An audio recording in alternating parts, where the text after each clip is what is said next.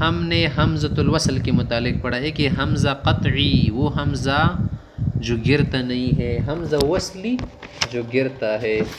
حمزہ وصلی کسے کہتے ہیں؟ گرنے والا حمزہ.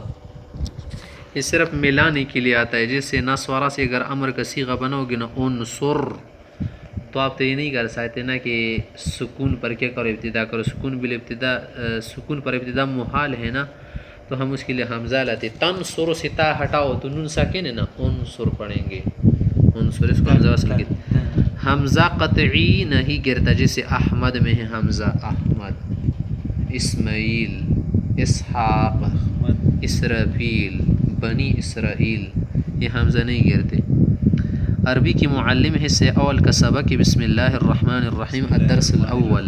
نبدأ الآن بإذن الله وبعونه وبنصره. اللهم يسر لنا هذا الكتاب وتممه لنا بالخير وبك نستغيث. آمین آمین. کلمہ اور اس کی قسمیں.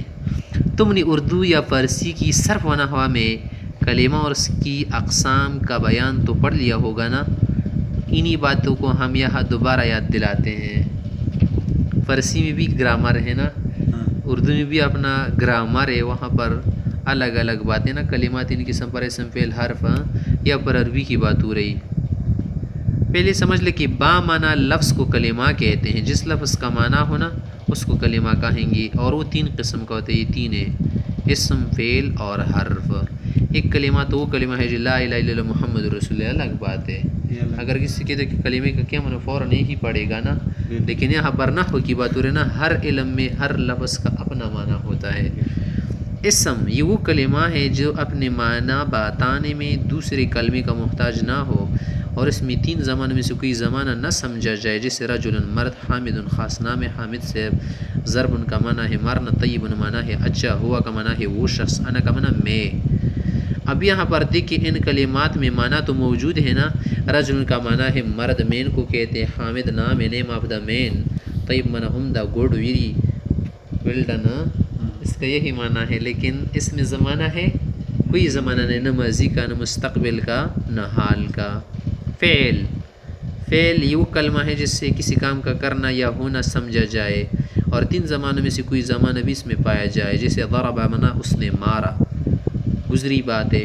ذهب وہ گیا، یذهب وہ جاتا ہے یا جائے گا. نوٹ آپ کو ملاحظہ دے رہے، اگر کام کرنا سمجھا جائے مگر زمانہ نہ سمجھا جائے، اگر کام کا کرنا اس میں ہو زمانے کی بات نہ ہو، تو وہ اسم ہی ہوگا. جیسے ضرب مصدر ہے نا، اس کا معنی ہے مارنا، اسم ہے، فعل نہیں ہے. فعل میں ہم نے کیا کہا کہ اس میں زمانہ موجود ہو، گزرا زمانہ ہو جیسے ضربا، یا آئندہ کا زمانہ ہو، یا فی الحال کا، کہ یذهب مثلا جاتا ہے یا جا رہا ہے. یذهب کا ایک معنی ہے جا رہا ہے، یہ کیا ہے، حال کا معنی ہے. یذهب جائے گا، یہ مستقبل کا معنی ہے.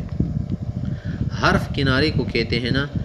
یہ وہ کلمہ ہے جس کا معنی اسم یا فعل کے ساتھ ملے بغیر سمجھ نہ آئے. اس کا معنی ہمیں اس وقت تک سمجھ نہیں آ سکتا جب تک ہم حرف کو فعل کے ساتھ نہ ملائے یا اسم کے ساتھ. جیسے من معنی سے، کہاں سے اب معلوم نہیں. من الکوفۃ الی البصرہ، اب معنی سمجھ آ گیا.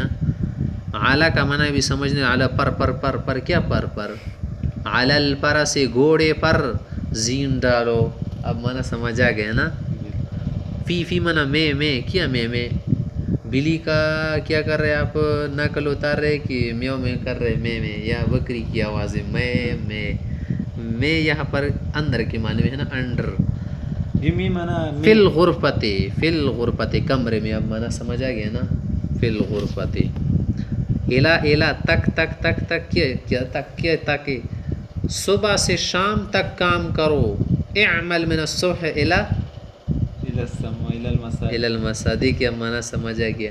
طرف الى هذا الجانب، الیہ انظر الیہ، اس کی طرف دیکھو. انظر الیہ. ذهب زید الى المسجد، اب تینوں کو جمع کیا. ذهب فعل ہو گیا نا، زید اسم، الى حرف، مسجد دوبارہ. زید مسجد کی طرف گیا.